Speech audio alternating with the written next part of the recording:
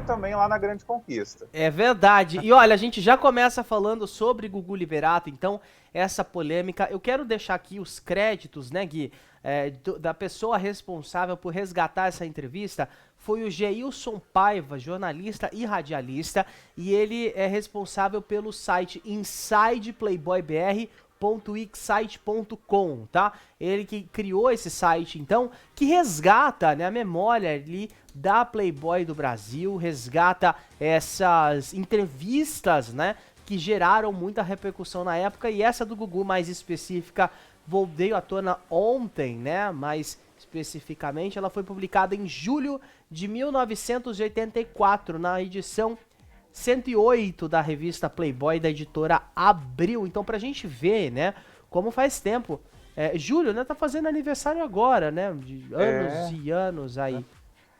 84, 94, 2004, 2014, 40 anos. 40 anos, é Quase bastante 40 anos. tempo mesmo. E a gente vai repercutir então e trazer essa entrevista na íntegra aqui pra vocês, porque ela é bem extensa, né? A gente não vai entrar nos pormenores do que a matéria fala, né? E sim na entrevista, tá? Vamos começar então? Você quer perguntar ou você quer Bora lá. responder? Eu vou fazer o papel do jornalista e aí você Tá, faz o papel do Gugu, né? ok. Porque você aí tá com o microfone, né, mais bonito também, tudo. Pode ser? Pode ser, vamos lá. Bom, então a entrevista, né, foi feita pelo Osmar Mendes Júnior, né, o jornalista da Playboy. Aí a primeira pergunta dele é a seguinte, né, ele perguntou pro Gugu: quem assiste regularmente o seu programa, que chega a ser popularesco, jamais poderia imaginar que você é um dos artistas mais requisitados para animar as festas dos milionários em São Paulo e no Rio. Como você explica isso? E aí o Gugu responde: não tem uma explicação lógica, talvez seja porque atinjo as crianças e as mulheres, mas tenho sido convidado com uma certa frequência para essas festas. Tudo começou quando acompanhei a comitiva do presidente Figueiredo numa de suas festas, de suas viagens internacionais. De lá para cá, sempre surgem esses convites, disse o Gugu então. O Osmar continua e pergunta para ele: a mais famosa dessas festas foi a do Gallery, na época do último Natal. É verdade que você incentivou a Matilde Mastrange naquele leilão de peças íntimas? E aí o Gugu responde: eu estava apresentando aquela festa quando ela propôs leiloar as peças de roupa. Então eu topei animar a plateia como costumo fazer no meu programa de televisão. Andaram dizendo por aí que eu fiz até uma cena de ciúmes por ela ter roubado o espetáculo e que no fim acabei arrematando a calcinha dela, mas é tudo fofoca. Não fiquei enciumado e em nenhum momento quem acabou ficando com a calcinha dela foi um outro louro publicitário, dono de uma agência grande aqui de São Paulo. Aliás, também disseram que acompanhei o presidente Figueiredo na base da mordomia, outra fofoca. Fui como repórter do Silvio Santos. É importante lembrar, né, que a Matilde Mastrange, né, que ele pergunta aqui, foi uma grande atriz, né, da época das pornochanchadas, fez outros filmes também na década de 60, 70, e participava, né, também, né, dos programas e dos eventos. Eu só queria fazer uma pontuação, eu, Guilherme, né, que é curioso que o programa do Gugu nessa época ele era bastante, né, popular, mas ele fazia muito sucesso, né, como o próprio Osmar pergunta, né, com o pessoal, né, da classe alta, pessoal chique, famoso, né? E aí, com isso, É ele faz verdade. mais uma pergunta. Por falar nisso, como é o seu relacionamento com o Silvio? Dizem que ele elegeu você como sucessor. Olha, e aí o Gugu responde: meu relacionamento com ele é muito bom, de empregado para patrão. Ao contrário do que muita gente pensa, não somos amigos íntimos. Se muito, fui 2 ou 3 vezes à casa dele. Mesmo assim, em ocasiões especiais, como quando ele casou pela segunda vez. Quanto ao fato de eu ser seu sucessor, não acredito. Acho impossível alguém substituir alguém, principalmente uma pessoa como o Silvio Santos, que mantém seu programa há 25 anos no ar. A tariba e a experiência que ele acumulou nesse tempo desse tempo todo, são difíceis de serem igualadas, né? E aí a gente vê como a situação mudou, né, ao longo desse tempo, porque ele foi realmente cotado para ser sucessor do Silvio, não foi uma vez só, né? Exatamente, não só pelo Silvio, mas por parte da imprensa, por parte do público, né? O Osmar perguntou para ele assim, mas você começou, né, trabalhando com ele, trabalhando com o Silvio, no programa dele. Como que foi? E o Gugu responde então: trabalhei durante 10 anos no programa Silvio Santos, sempre na produção. Eu escrevia quadros como Só Compra Quem Tem, Quem Sabe Mais, O Homem ou a Mulher e entre outros. Comecei cedo, aos 13 anos. Eu gostava de assisti-lo e admirava o estilo dele, admiro até hoje, aliás. Então ficava observando tudo e achando que o programa poderia melhorar em alguns aspectos. Escrevi várias cartas para ele, sempre enviando sugestões, nunca obtive resposta. Na época, eu era office boy de uma firma e trabalhava o dia inteiro. Num domingo, incentivado por minha mãe, fui pessoalmente entregar uma das cartas. Foi duro, mas consegui furar todas as barreiras e chegar até ele. Entreguei o envelope em mãos como bom office boy. No domingo seguinte, voltei para receber a resposta. O programa era ao vivo, direto do auditório da Rede Globo na Praça Marechal Deodoro, aqui mesmo em São Paulo. Fora os seguranças, havia uma muralha de gente em volta do Silvio. Eu já estava quase desistindo quando ele me viu e me deixou entrar. Não lembro bem quanto, mas sei que naquele tempo o que ele me pagou por 4 das sugestões que mandei era quase o dobro do meu salário. Fiquei trabalhando com a equipe de produção, disse aí o Gugu. Essa história a gente já conhecia, né, mais ou menos, né, de como ele começou com o Silvio, mas daqui a pouco a gente vai começar a ver coisas aí que a gente não conhecia, ou que a gente não lembrava, né? A quinta pergunta que o Osmar fez foi a seguinte: a sua formação, portanto, é toda do Silvio e dos seus programas, né?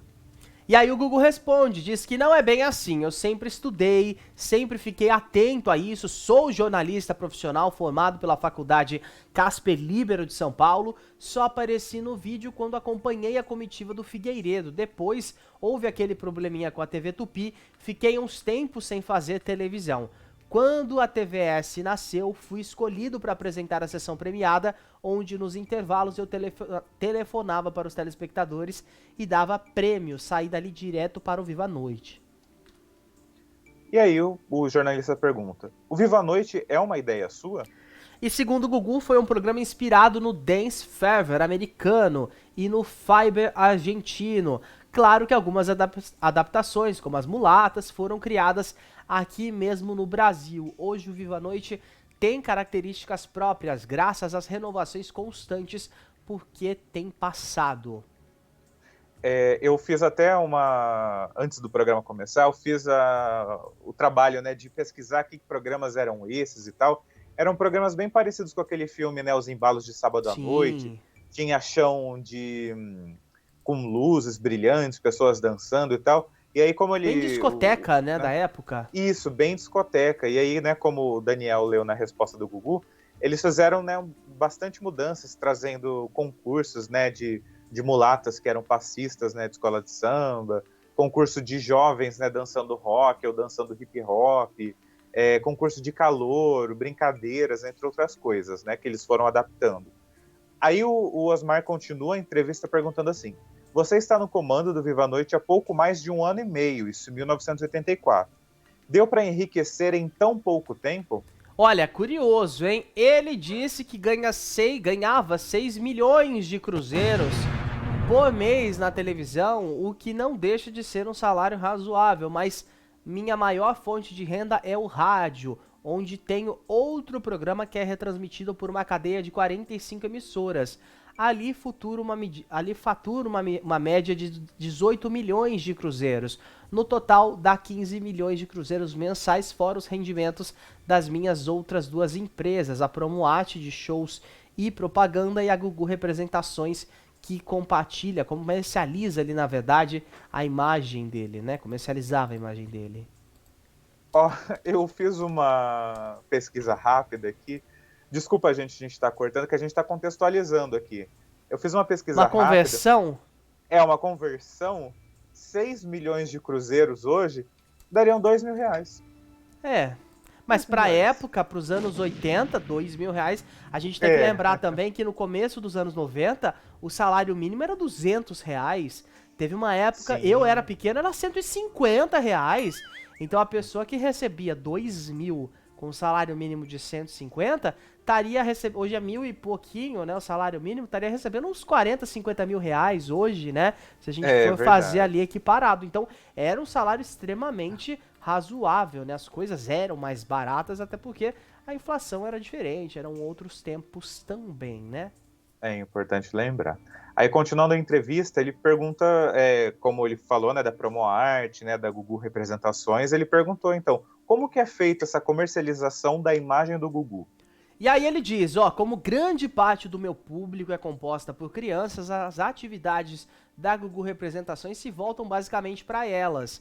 Já lancei um disco, o Baile dos Passarinhos, onde canto e ensino essa dança, que é mesmo muito divertida, e brevemente devo lançar uma série de revista em quadrinhos, um boneco com roupas parecido com Suzy da Estrela, uma coleção de roupas infantis e algumas excursões para o Disney World na linha Viagem com o Gugu, que depois virou Parque do Gugu aqui no Brasil, né? Então foram vários empreendimentos que levavam. Teve a loja do Gugu, o diretor tá lembrando aqui que era uma espécie de Casas Bahia do Gugu, né?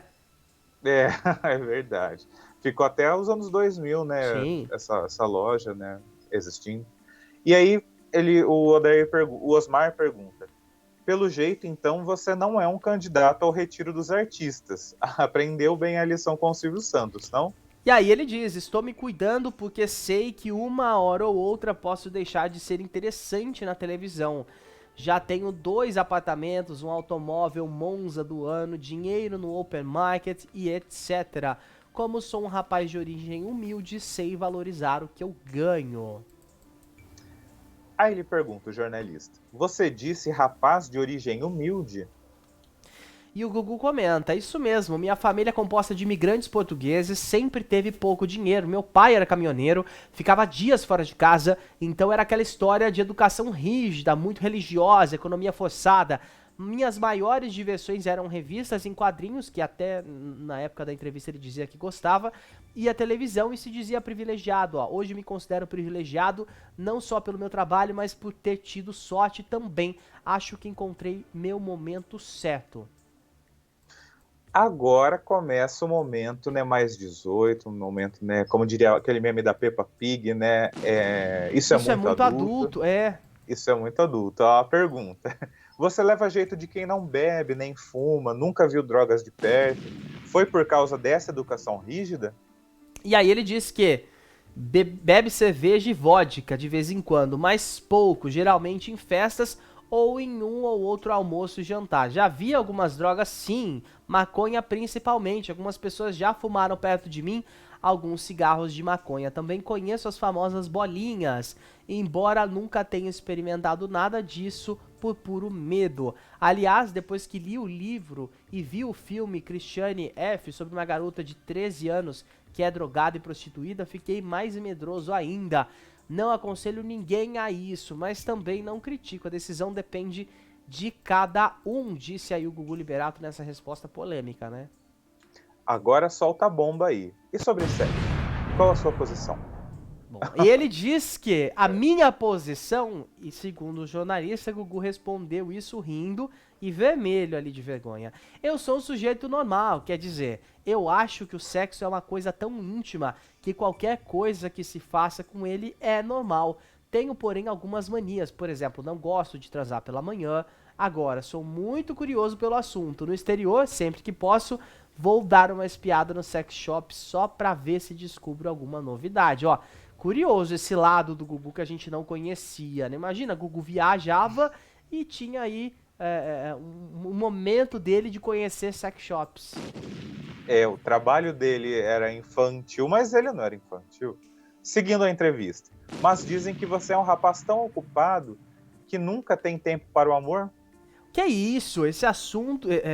O que é isso? Está certo que tenho o dia todo tomado por compromissos ligados à minha profissão e que durmo apenas 6 horas por noite, mas para o sexo sempre sobra tempo. Se bem que agora as coisas ficaram um pouco mais complicadas para mim. Sabe como é? Quando a gente fica famoso é preciso selecionar um pouco mais.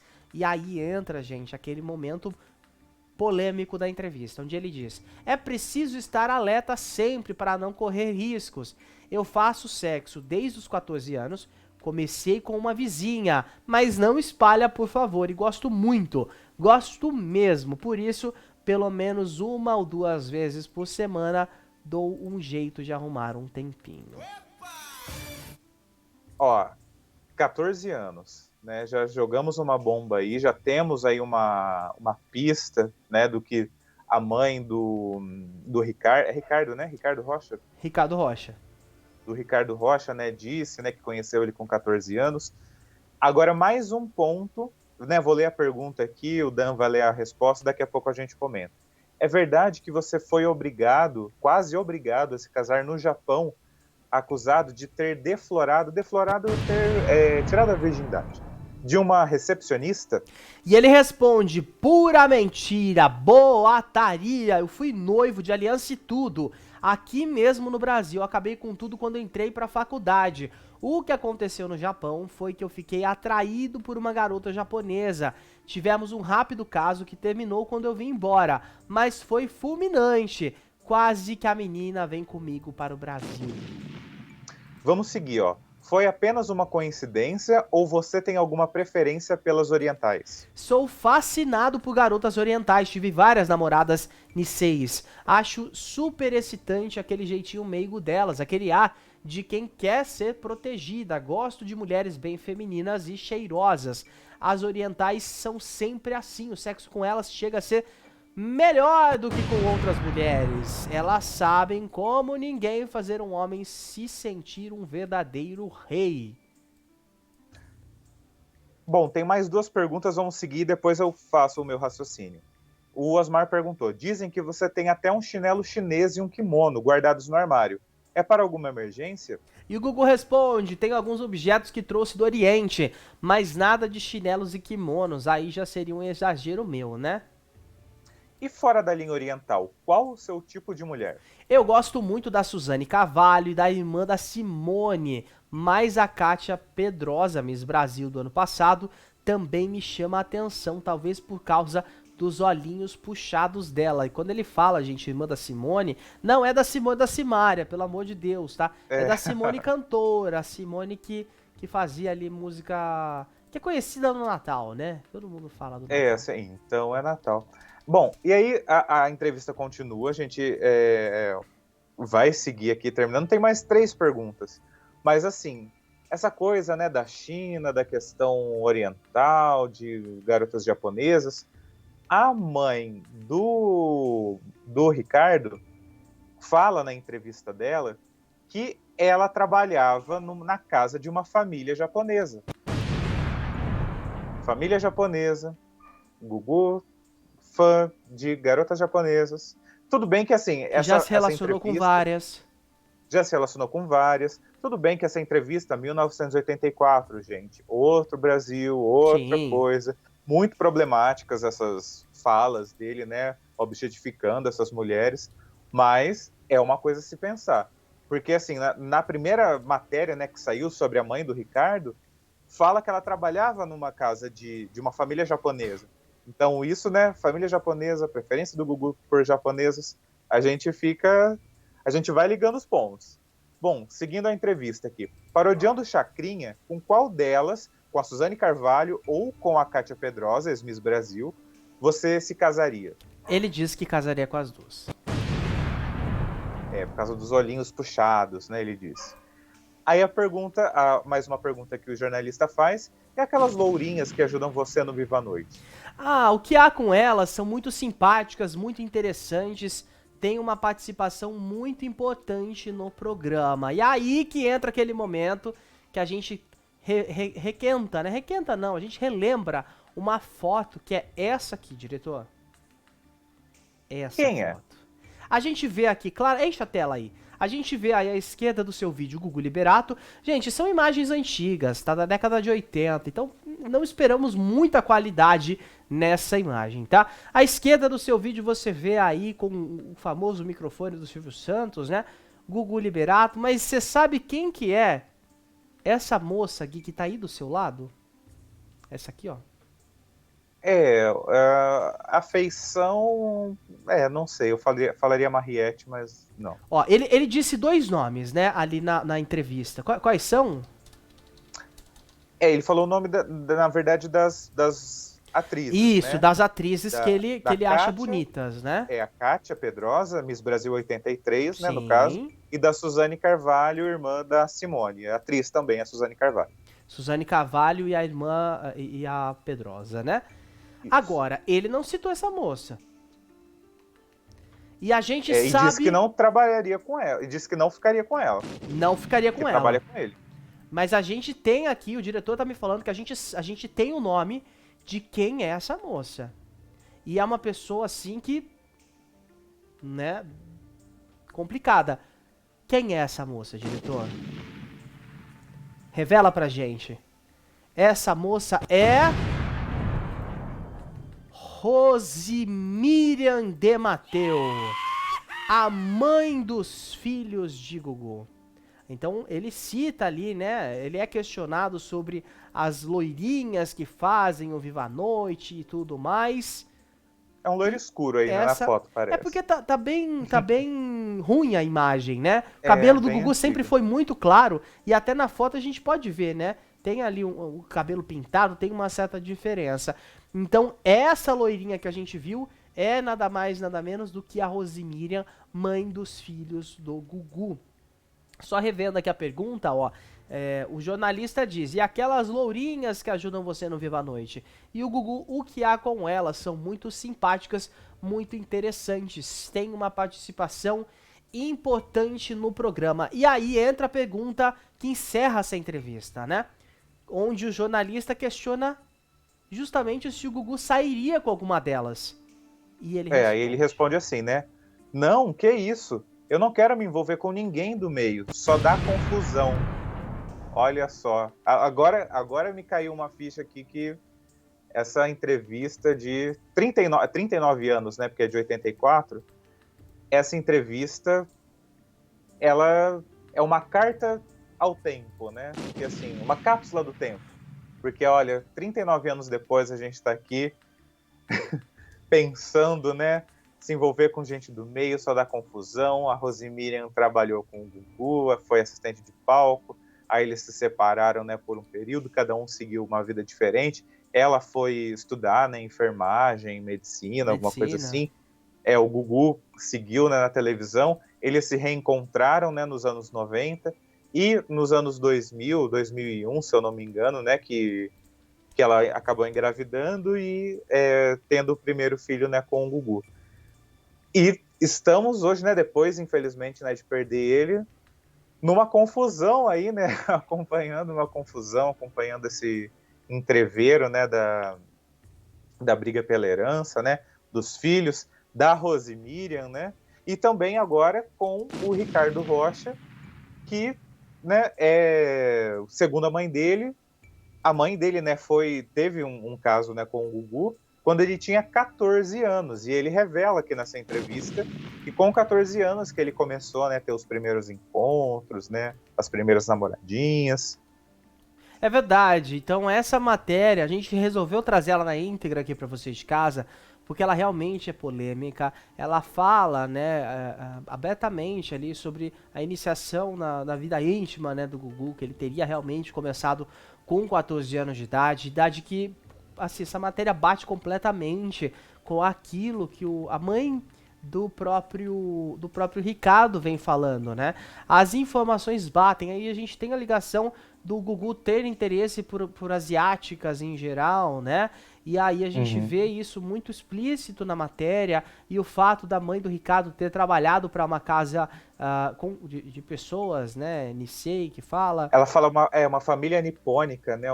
Acho que é esse termo, né, que ela usa. Sim, e é aquilo curioso. Acaba meio que essa entrevista chegou para amarrar muitas pontas soltas que a gente tinha. E aí surge essa pergunta final, né, a 20ª pergunta da entrevista, onde o Gugu é questionado se ele sairia com alguma das assistentes de palco dele, e ele diz que não quer se envolver com ninguém do meio porque só dá confusão. E ele não errou, porque ele se envolveu, e olha a confusão armada aí, né? Tá mais do que generalizada essa confusão, e a gente precisa saber também que isso acaba servindo, de certa forma, como uma prova, né? Não sei se nos autos do processo eles considerem essa matéria mas muito provavelmente isso vai acontecer, que o próprio Ricardo talvez coloque isso em xeque, porque as informações elas batem. 14 anos de idade o Gugu tinha, a mãe do Ricardo já era maior de idade, acho que tinha 21 anos, se eu não estiver equivocado, o diretor vai confirmar pra gente, 21 anos, né? Ela tinha cerca de 21 anos, e é aquilo, as pontas estão começando a se entrelaçar, né? E essa matéria com certeza é um divisor de águas, nesse caso, Gugu Liberato. E deu muito o que falar essa digitalização, vou dizer assim, pelo site, dá o crédito mais uma vez aqui, pelo site insideplayboybr.wixsite.com/insideplayboybrasil, que trouxe que traz ali, registra, né, a história da Playboy do Brasil pelo Jason Paiva, jornalista e radialista responsável então por esse site. E a gente resolveu trazer justamente aqui porque a gente está falando bastante, né, Gui, sobre o caso Gugu Liberato, e a gente tem também que entender que por mais que é uma matéria de mais de 40 aí bolinhas, ela tem muito contexto hoje. Ela ainda tem muito Com certeza. contexto hoje. E ela acaba justificando algumas perguntas que não tinham respostas até então. A gente até tinha levantado a bola aqui de, poxa, o Gugu com 14 anos, a mulher com 21. E agora a gente tem essa comprovação, essa confirmação de o próprio Gugu fala que iniciou a vida sexual dele aos 14 anos de idade. Então, meio que as coisas vão se confirmando aqui nessa entrevista. Isso porque é uma, né? Acredito que na época ele tenha dado várias outras entrevistas. E a gente segue acompanhando para atualizar você de casa também. É verdade. Agora as filhas do Gugu, né, que falaram, né, pra Ana Carolina Raimundi no Fantástico, que achavam meio difícil. Depois que elas lerem essa entrevista, né, se elas já viram essa entrevista, eu acho que fica, né, a pulguinha atrás da orelha. Mas, né, já disseram que não tem problema, vão fazer o teste de DNA e vamos ver aí os próximos capítulos. Eu só consigo lembrar, depois de, né, de ver essa entrevista, de conversar aqui com você, Daniel, com vocês aí de casa, eu só consigo lembrar daquele meme da Ângela Vieira, das novelas, que ela fica assim, gente, que situação. Que situação. Não sei se tem como a gente fazer isso aqui um dia ao vivo, fazer uma edição ao vivo para trazer esse meme. Mas assim, eu só tô igual ela, assim, tô com a mão na cabeça pensando, que situação. Que situação, realmente complicada essa história. As gêmeas falaram que era difícil, né? Eu espero que elas se posicionem a respeito disso também. A gente sempre deixa o espaço aberto aqui, vamos sempre atualizando tudo que acontece nesse caso, essa novela envolvendo Gugu Liberato aqui no nosso Papo de TV, tá? Vamos girando o nosso Papo da Fofoca, daqui a pouco tem Momento A Grande Conquista. Você vai